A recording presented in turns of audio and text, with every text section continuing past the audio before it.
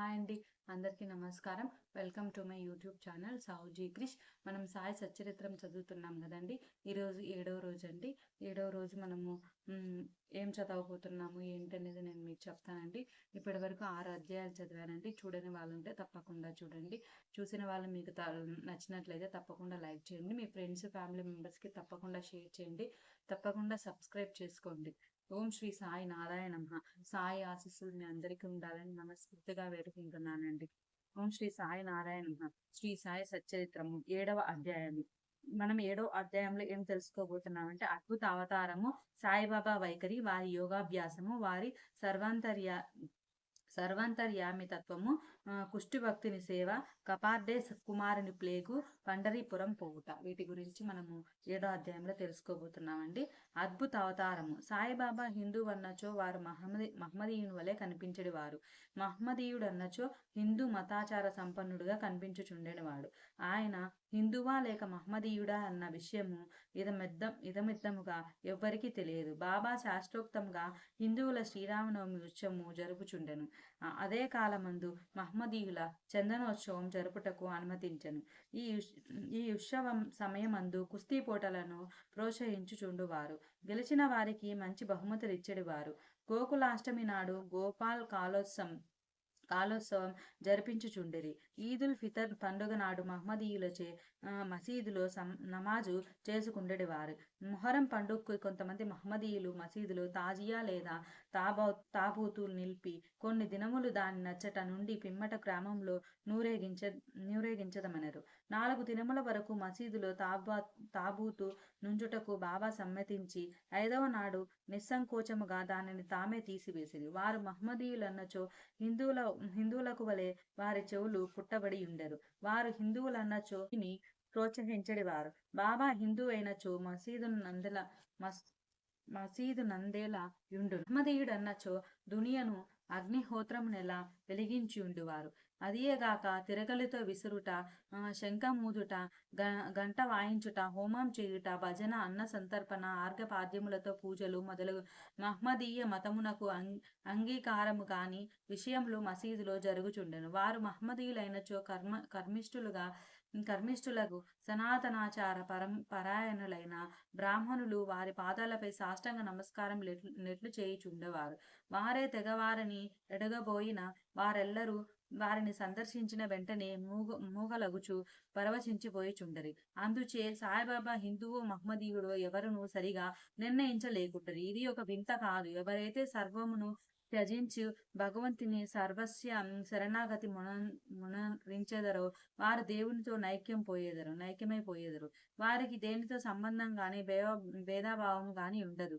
వారికి జాతి మతములతో నెట్టి సంబంధం లేదు. సాయిబాబా అట్టివారు. వారికి జాతులందు వ్యక్తులందు భేదం గాన్పించకుండెను. ఫకీరులతో కలిసి బాబా మత్స్య మాంసములు భుజించుండెను. వారి భోజన పల్లెంలో కుక్కలు మూతి పెట్టినను సనుగువారు కారు. శ్రీ సాయి అవతారం విశిష్టమైనది, అద్భుతమైనది. నా పూర్వ సుకృతంచే వారి పాదముల చెంత కూర్చొని భాగ్యం లభించినది. వారి సాంగత్యం లభించుట నా అదృష్టము. వారి సన్నిధిలో నాకు కలిగిన ఆనందోల్లాసము చెప్పనలవి కానివి. సాయిబాబా నిజంగా శుద్ధానంద చైతన్యమూర్తులు. నేను వారి గొప్పతనమును విశిష్టతను పూర్తిగా వర్ణించలేను. ఎవరు వారి పాదములు నమ్మెదరో వారికి సంధానం కలుగును.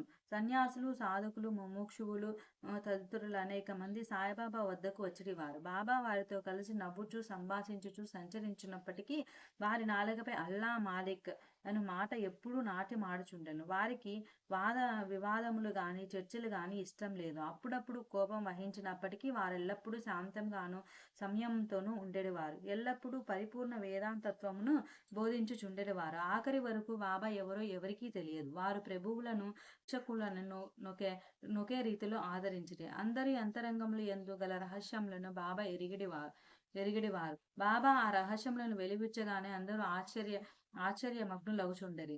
వారు సర్వజ్ఞులైనప్పటికీ ఏమీ తెలియని వాళ్ళ వలె నటించుచుండరి.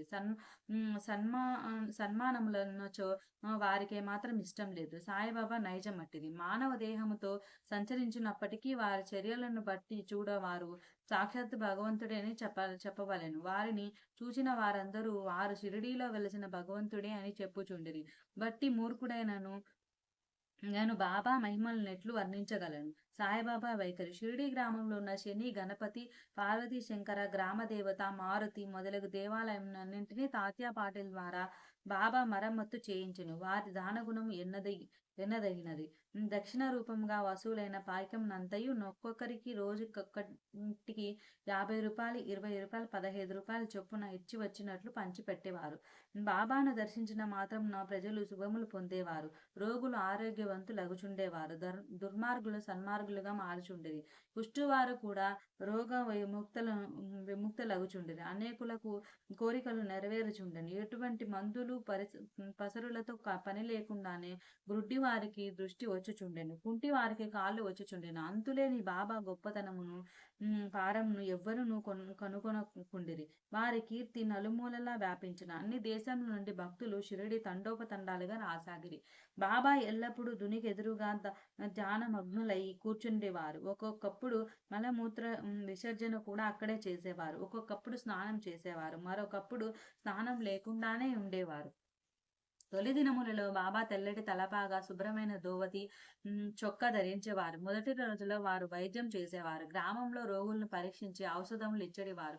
వారి చేతిలోనిచ్చిన మందులు అద్భుతంగా పనిచేయుచుండెను. వారి గొప్ప వైద్యుడు అని పేరు వచ్చెను. ఈ సందర్భంలో ఒక ఆసక్తికరమైన సంఘటన చెప్పవలెను. ఒక భక్తునికి కండ్లు వాచి మిక్కిలి ఎర్రబడెను. షిరిడీలో వైద్యుడు దొరకలేదు. ఇతర భక్తులతన్ని బాబా వద్దకు కొనిపోయిరి. సామాన్యంగా అట్టి రోగులకు అంజనములు, ఆవుపాలు, కర్పూరంతో చేసిన ఔషధములు వైద్యులు ఉపయోగించెదరు. కాని బాబా చేసిన చికిత్స విలక్షణమైనది. నల్ల జీడి గింజలను నూరి 2 మాత్రలుగా చేసి ఒక్కొక్కటి కంటిలోని ఒక్కొక్క దానిని పెట్టి గుడ్డతో కట్టుకట్టిరి. మరుసటి దినమున ఆ కట్లను విప్పి నీళ్లను ధారగా పోసిరి. కండ్లలోని పుసి తగ్గి కంటి పాపలు తెల్లబడి శుభ్రమయ్యెను. నల్లజీడి పిక్కలను నూరి కండ్లలో పెట్టినను సున్నితమైన కండ్లు మండనలేదు. అటువంటి చిత్రములు అనేకములు గలవు. కాని యందు ఇదొకటి మాత్రమే చెప్పబడినది.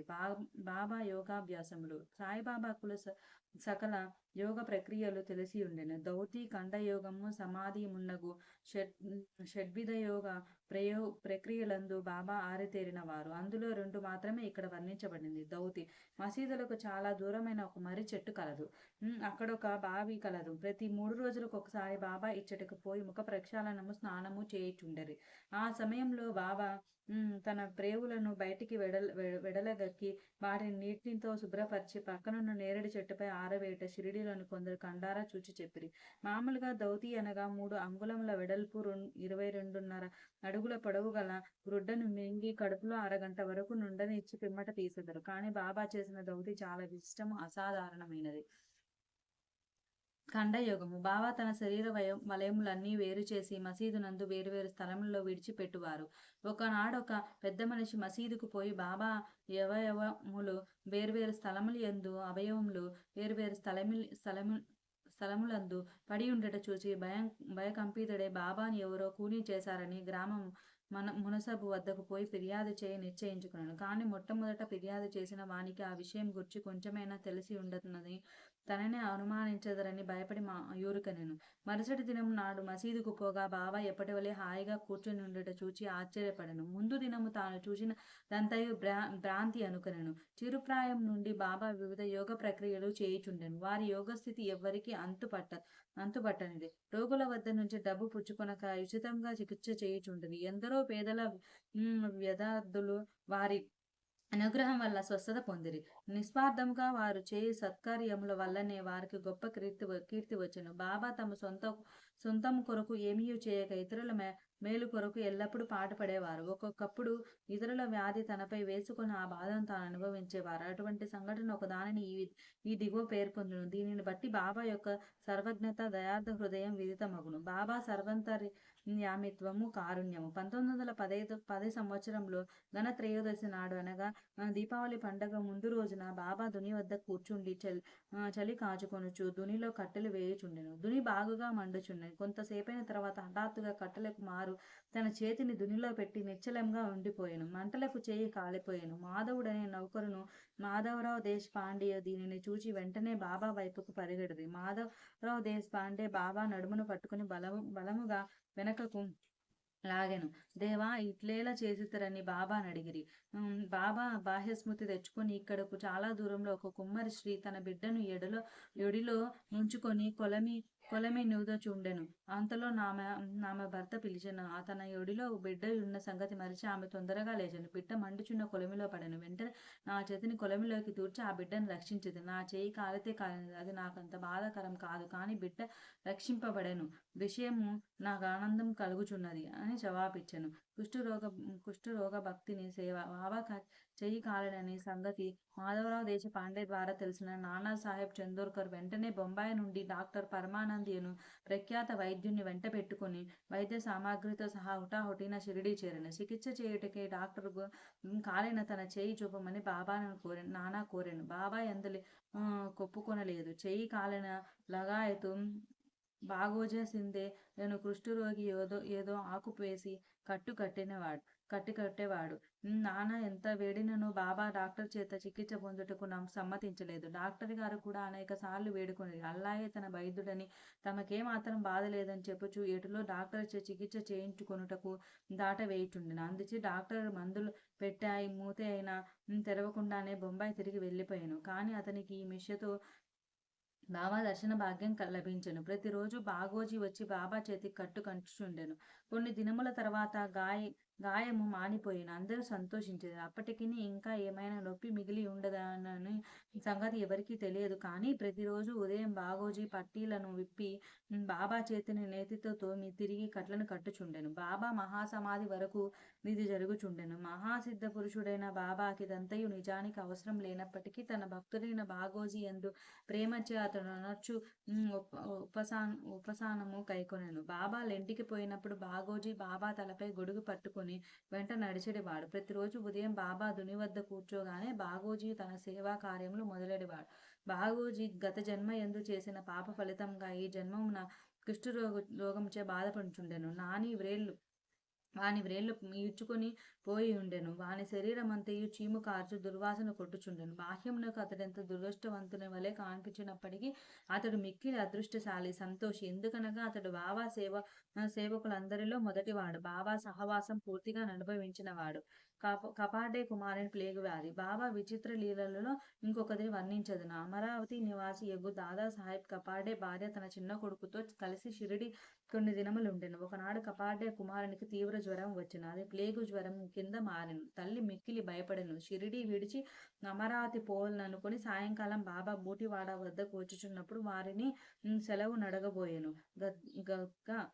గద్గద కంఠంతో తన చిన్న కొడుకు ప్లేగుతో పడి ఉన్నాడని బాబాకు చెప్పెను. బాబా ఆమెతో దయతో మృదువుగా నిట్లనెను. ప్రస్తుతం ఆకాశం మబ్బు పట్టి ఉన్నది.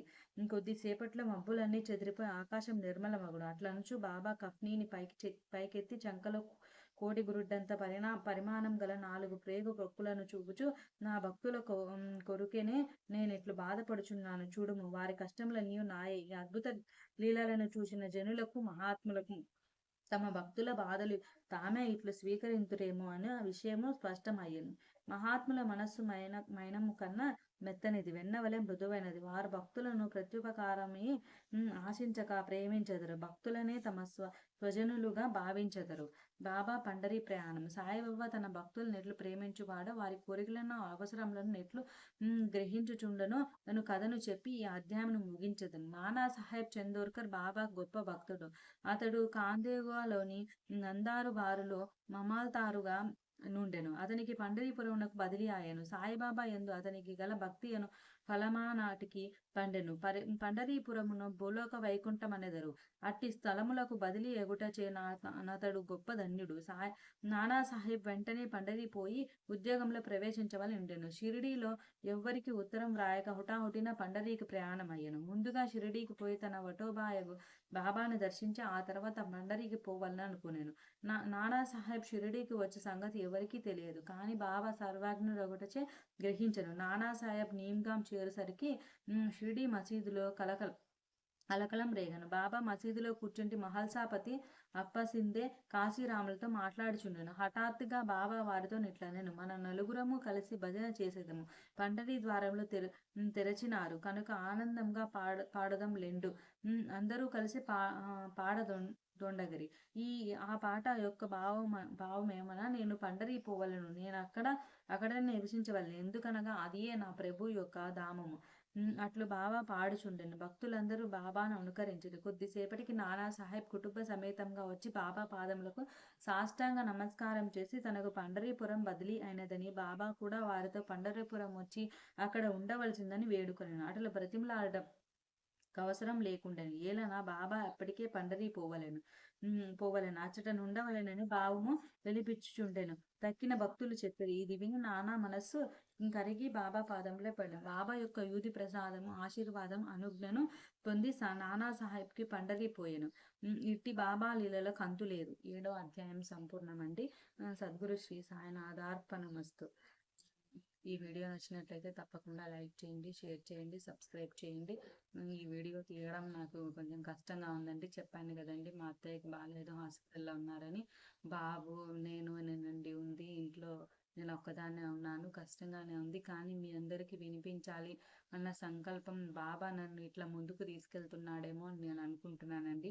ఆయన దయ వల్లే నేను ఇది చదవగలుగుతున్నానండి. లేకుంటే ఆయన ఆజ్ఞ లేనిదే నేను చదవలేను కదండీ! ఆయన ఆజ్ఞ ఇచ్చారు కాబట్టే నేను చదవగలుగుతున్నానండి. ఇన్ని ఆటంకాలు ఉన్నా కూడా చదవగలుగుతున్నాను. ఇదే ఆజ్ఞ బాబా నా మీద ఉంచాలి అని నేను మనస్ఫూర్తిగా వేడుకుంటున్నానండి. ధన్యవాదాలు.